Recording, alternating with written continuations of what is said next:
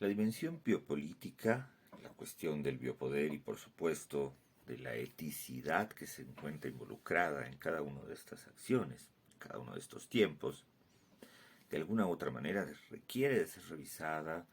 tanto para con los comités de ética en investigación como para los comités en bioética, puesto que,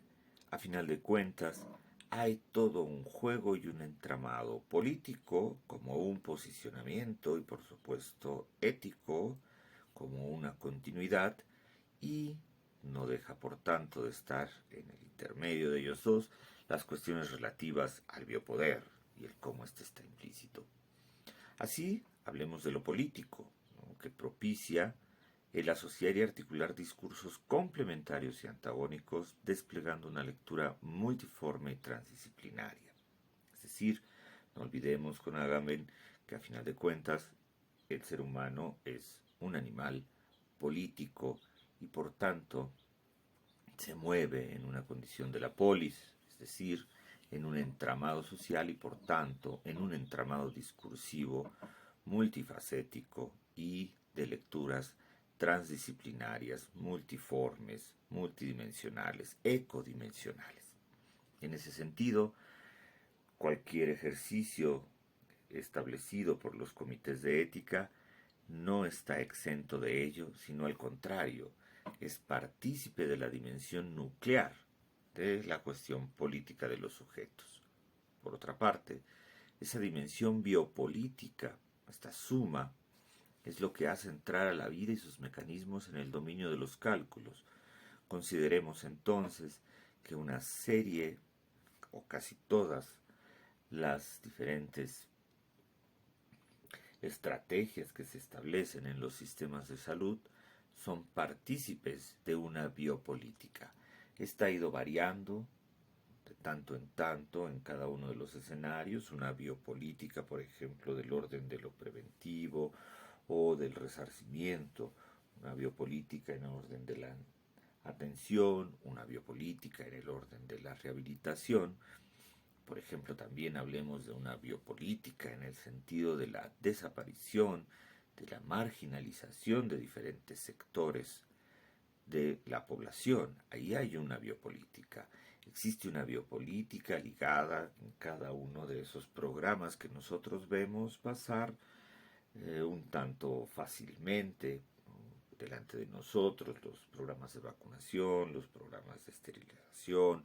todos y cada uno tienen que ver con una dimensión biopolítica.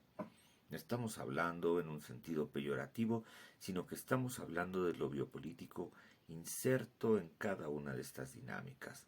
Está a partir de los cálculos explícitos, cómo se distribuye una condición zonal, cómo se establece una cierta práctica epidemiológica, la distribución de cuerpos, cuántos cuerpos y de qué características, con cuáles cualidades o condiciones, bajo qué lectura dimensional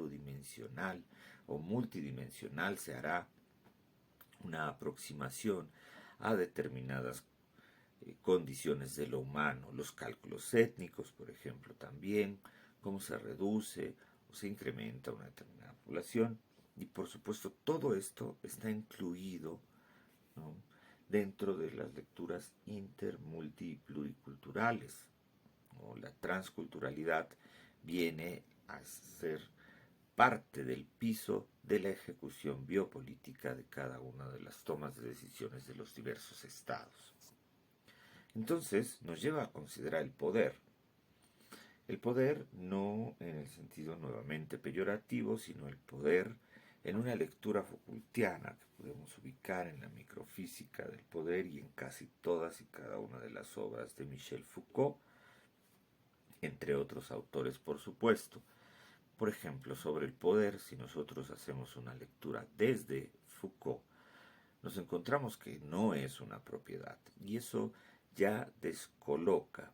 descentra la lectura común que tenemos los sujetos en cuanto a que pensamos que el poder es una propiedad inherente a determinadas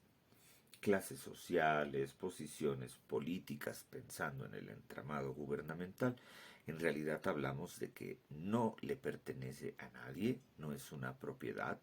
no se localiza en el centro de las relaciones y de las interrelaciones, pero por supuesto que recubre de alguna manera esa centralidad que está dada por la afectividad.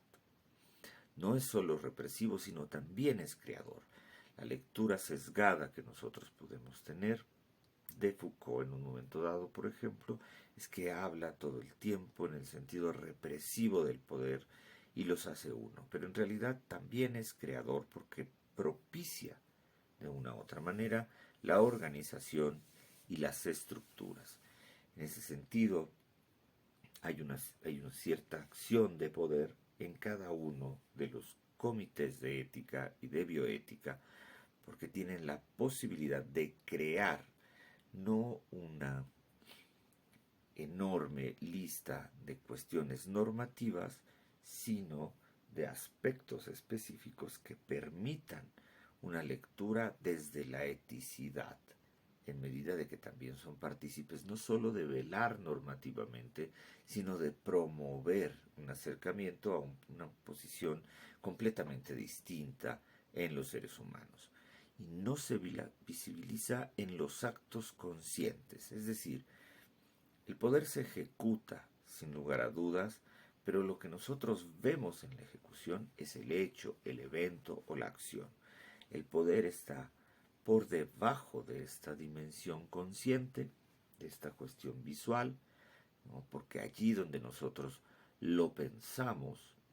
exterior a nosotros, exterior a los demás sujetos, se produce una imagen. A eso denominamos el imaginario, desde una lectura de Lacan y otros autores, por supuesto, Derrida y algunos más, donde se producen imágenes y éstas se ven enlazadas directamente con cuestiones relativas al poder.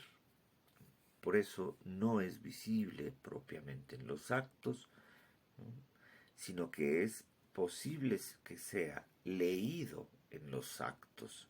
a partir, por supuesto, entonces, de profundizar a partir de una hermenéutica en cada uno de esos aconteceres. Encontramos un algo de poder en cada programa que se despliega para investigar un determinado medicamento, pero no es posible hacer el juicio inmediato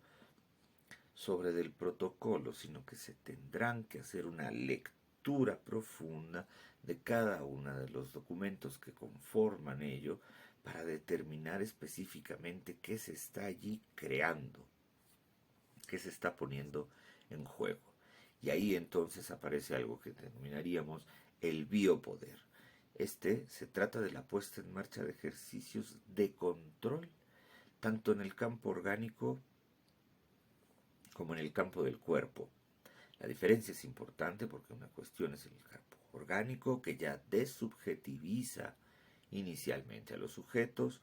o en el campo del cuerpo, en el cual, si bien se considera que existe un sujeto y que éste es partícipe de la dimensión de lo corporal, es decir, de su propia dimensión corporal, prioritariamente es un ocupante del mismo y por tanto debe de darle un cierto mantenimiento. Esa lectura la encontramos, por supuesto, en las nuevas operaciones en relación al cuidado de lo corporal, a los productos milagro, a las cuestiones del mantenimiento de la juventud, a los arreglos estéticos. La singularidad de los arreglos estéticos tienen que ver con una condición del cuerpo y con cierta puesta en marcha de ejercicios de control. También en cuanto a los ejercicios de control podemos encontrar nuevamente la distribución epidemiológica de ciertos programas, el acceso a ciertos servicios de salud, la oportunidad de ser partícipe y autónomo de la toma de decisiones en relación a su propio cuerpo y, por ejemplo, los procesos de alimentación. Y entonces hay una reducción del sujeto y su cuerpo a organismo. Eso es una práctica de biopoder. Cuando nosotros, sin desearlo, reducimos la dimensión, por ejemplo, del alimento, del comer,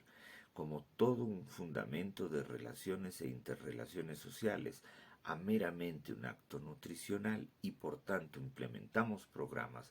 de actos nutricionales en relación a una cuestión orgánica, a un organismo que está jugado en un cuerpo sin tomar en cuenta que existe un sujeto y que las prácticas de ese sujeto vienen dadas por una cuestión milenaria o centenaria, nosotros estamos siendo partícipes de un acto de biopoder y por tanto vamos impactando en la desorganización de los lazos sociales. Los comités de ética en investigación, por tanto, igual que los comités de bioética, no deben solamente tener una buena lectura referente a las normativas o las leyes, sino a los campos culturales donde éstas están de una u otra manera fungiendo como marcos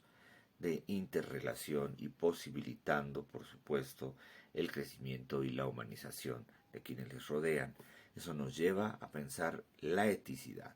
Y esta se establece como un acto resistencial. La eticidad es entonces una práctica diaria y constante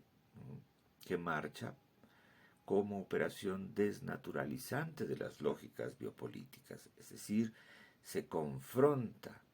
para con ellas porque se confronta el sujeto consigo mismo, con la lectura que hace, con las cuestiones que relee, en el cómo se lee dentro de una sociedad, cómo lee esa sociedad y cómo lee el impacto de sí en ella misma. Los comités de ética entonces deben de sostenerse en una eticidad, una lectura constante resistencial a los movimientos institucionalizantes e institucionalizadores que están jugados en un momento dado en un ámbito. De igual manera, devela esta eticidad la atomización de los sujetos y los reinscribe en el lazo social, porque de alguna manera la eticidad siempre está ligada al otro. No hay una cuestión de eticidad con uno mismo, sino que se ve ligada al otro y por tanto es parte de los hilos conductores que en su refuerzo y en su conjunto producen el lazo social que vamos necesitando siempre.